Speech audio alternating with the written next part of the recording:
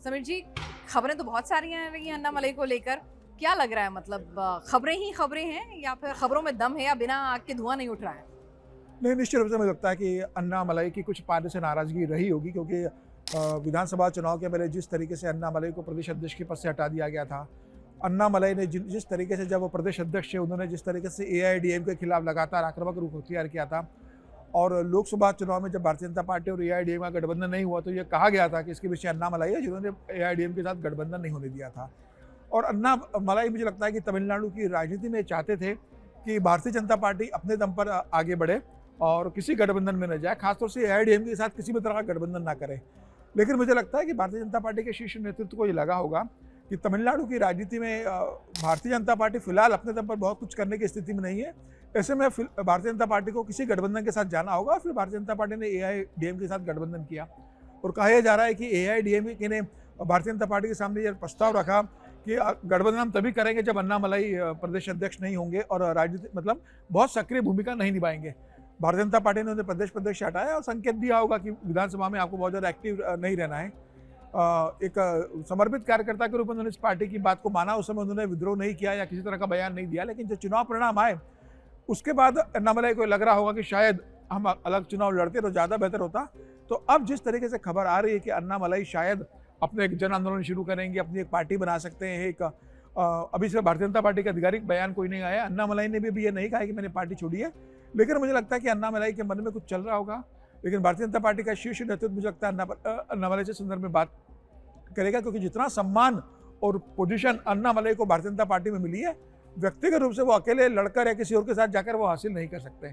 विजय का फैक्टर कितना बड़ा होगा कि भाई जब विजय जैसा एक नौजवान चेहरा आता है, एक लीग सेट कर आता है, वो जो तमाम बातें अन्नामलई भी करते आ रहे थे, ठीक है, वो डीएमके के खिलाफ जिस तरह की मुखर आवाज़ उठा रहे थे, जिस तरह की बातें वो कर रहे थे, तो जब आपको लगता है कि आपकी ही हम उम्र है, ठीक है, और वो कोई राजनीतिक बैकग्राउंड नहीं है, वो आता है और इस तरह की थम्पिंग मेजोरिटी से सीएम पद पर छा जाता है, तब भी आपको कहीं ना कहीं कुछ खटकता है कि भाई मेरे अंदर क्या कमी रह गई थी, मेरे अंदर कौन से फ्लॉज थे।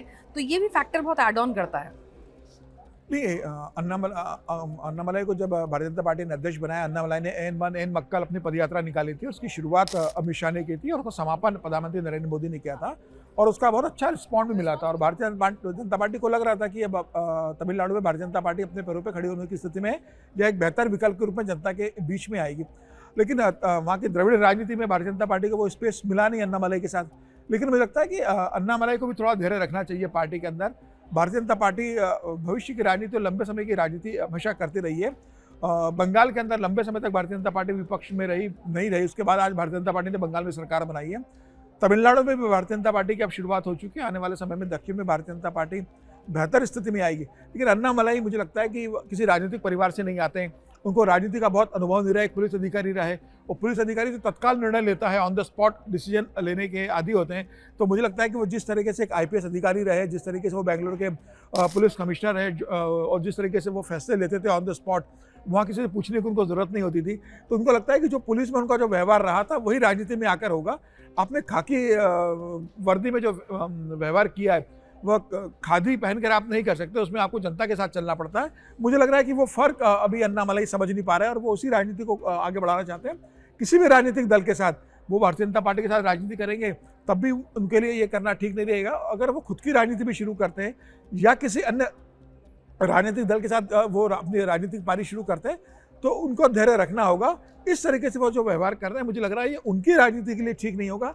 भारतीय जनता पार्टी को छोड़ेंगे, भारतीय जनता पार्टी नए लीडर्स को तैयार करेगी, लेकिन मुझे लगता है वो भारतीय जनता पार्टी के साथ जुड़े रहेंगे तो भारतीय जनता पार्टी के लिए भी तमिलनाडु में एक बेहतर होगा और अन्नामलई के भविष्य की राजनीति के लिए भी अच्छा होगा।